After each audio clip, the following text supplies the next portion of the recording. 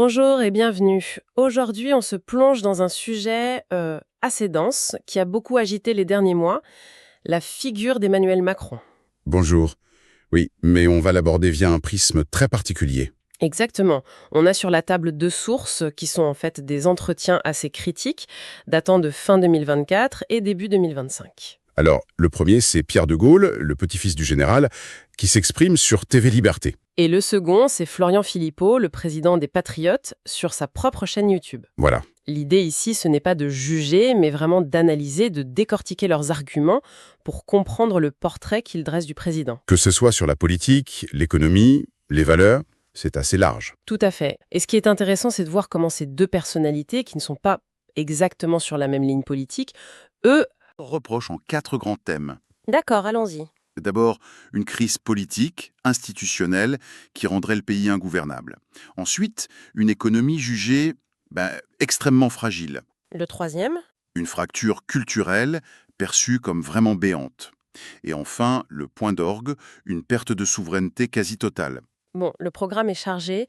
Alors, commençons par le début, la crise politique. Pierre de Gaulle, lui, ne mâche pas ses mots. Ah non, pas du tout. Il dit que Macron a replongé la France dans le chaos et l'instabilité. Le pays serait devenu, je cite, totalement ingouvernable. Bah oui, il fait référence à la dissolution, bien sûr, à l'Assemblée, qui est Complètement éclaté, oui. la chute du gouvernement Barnier. On a l'impression d'entendre une description de la 4e République, en fait. C'est tout à fait ça. Et pour appuyer son propos, il fait une comparaison qui frappe fort, forcément, avec son grand-père. L'argument d'autorité par excellence. Exactement. Il rappelle que Charles de Gaulle, lui, a claqué la porte 2 fois quand il a senti qu'il n'avait plus la confiance du peuple. En 1946 et puis en 1969, C'est ça. En 1946, il refuse le régime des partis, et en 1969, après le référendum perdu, sa logique est simple.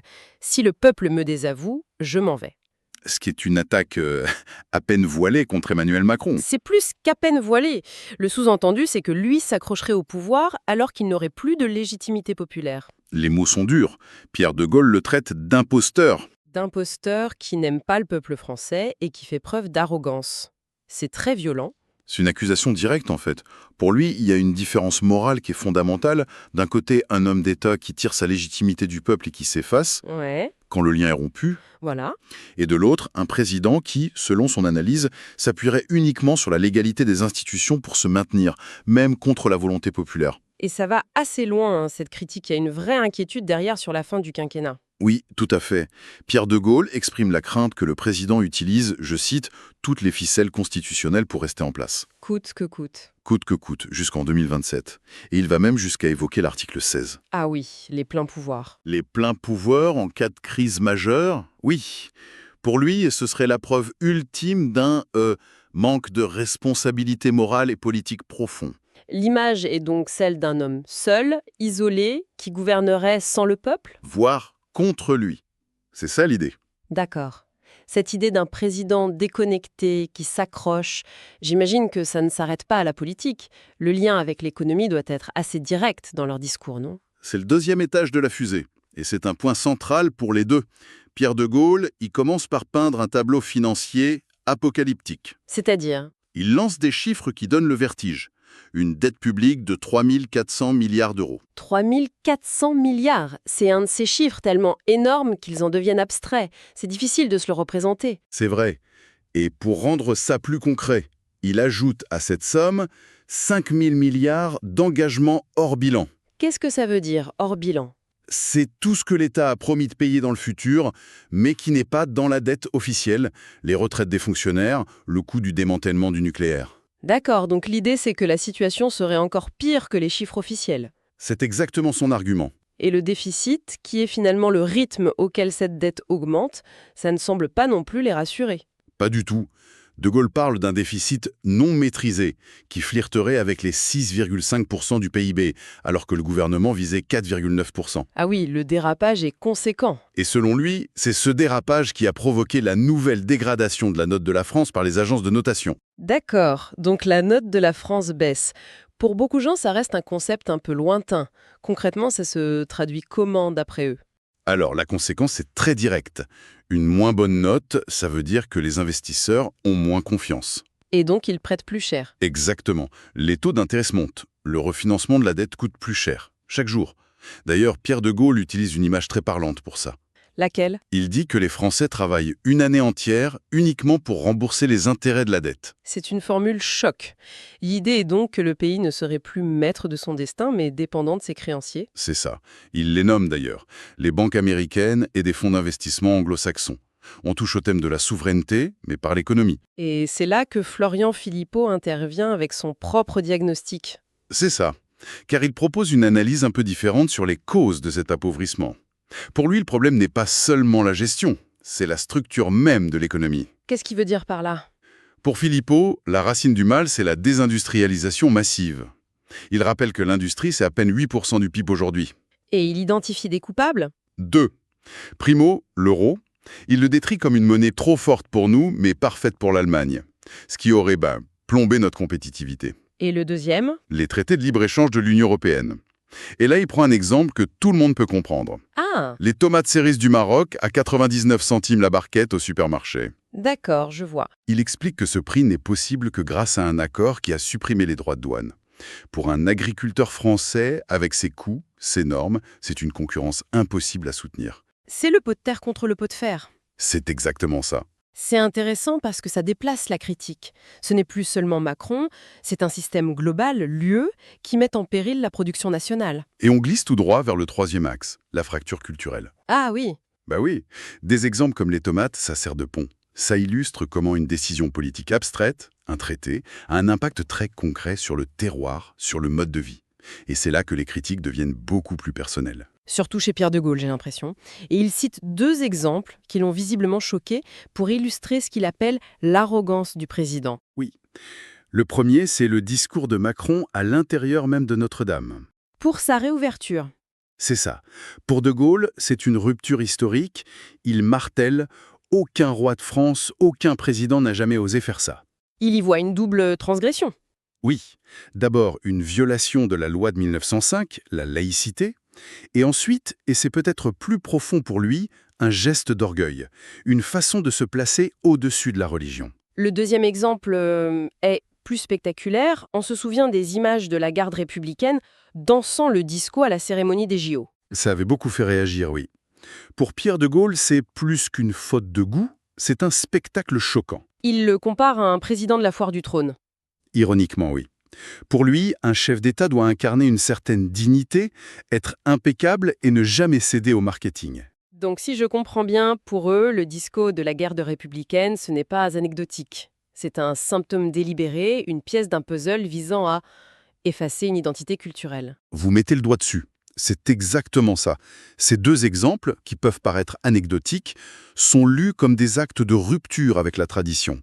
Et c'est là que Philippot met un mot sur ce puzzle, le mondialisme. Comment il le définit? Comme une idéologie qui cherche à tout standardiser. Les cultures, les modes de vie, la nourriture, pour créer un grand marché planétaire.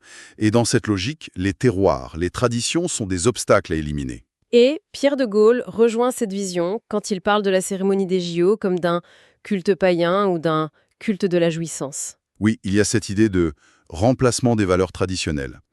Et il pousse l'inquiétude jusqu'aux questions sociétales. C'est-à-dire? Il prend l'exemple d'une note de la Haute Autorité de Santé sur la transition de genre pour les ados sans accord parental. Pour lui, c'est un symptôme de plus de la fragilisation de la société, de la famille.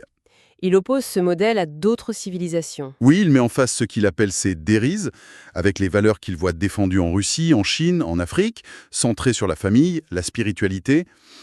On est en plein dans un discours sur le conflit de civilisation. D'accord. Donc on a une crise politique qui isole le pouvoir, une économie qui nous rend dépendantes et une culture qui serait dissoute. Si on suit cette logique, la conclusion, c'est la perte de contrôle, non? C'est le dernier point, la souveraineté.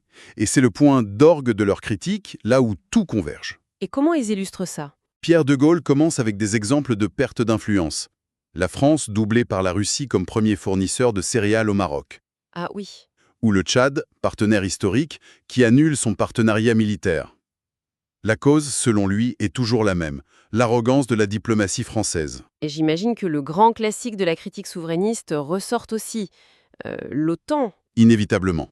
La réintégration dans le commandement intégré de l'OTAN est vue comme le péché originel, l'abandon de l'héritage gaulliste et une soumission à Washington. Et Florian Philippot, il va plus loin sur ce point? Ah oui, Il pousse la logique de la perte de contrôle à son maximum. Il donne un chiffre. 95% des pays du monde négocient eux-mêmes leurs accords commerciaux.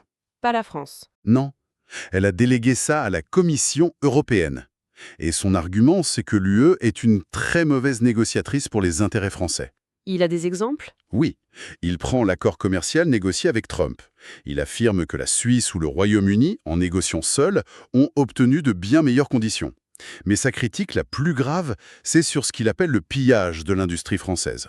On pense à Alstom? On pense à Alstom, mais il cite surtout un autre cas, J'aime plus. J'aime plus. Ouais, la carte à puce. Exactement. Dans les années 90, c'était le leader mondial, une pépite technologique française.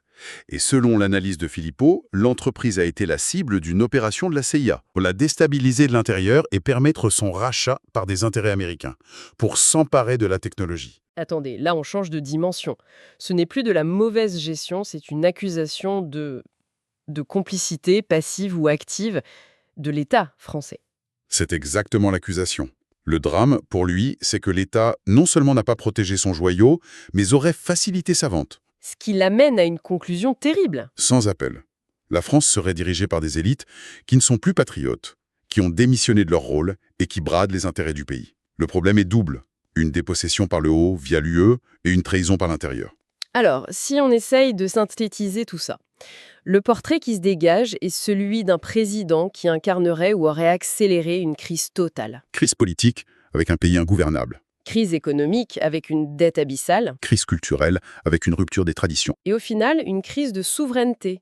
Le pays n'est plus maître de rien. C'est ça. Le fil rouge qui traverse toutes ces critiques, c'est vraiment l'idée d'une déconnexion. Une déconnexion entre un pouvoir jugé Technocratique, mondialiste, et un peuple qui aurait des besoins, des valeurs, des traditions totalement différentes.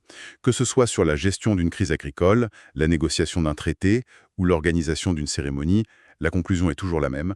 Les dirigeants sont dans leur bulle, coupés du réel. C'est une vision du monde extrêmement cohérente, même si elle est très sombre. Elle dessine un leadership qui serait complètement coupé de sa base nationale. De son histoire, de ses intérêts, oui. Et après avoir entendu tout ça, la question qui se pose, ce n'est peut-être pas seulement de savoir si ces critiques sont justes ou exagérées. Une autre question émerge. Laquelle? Qu'est-ce qui, dans la France d'aujourd'hui, dans ses doutes, ses fractures, ses angoisses, rend un tel discours non seulement possible, mais aussi audible et même séduisant pour une partie de la population? C'est peut-être ça la question la plus profonde que soulèvent ces documents.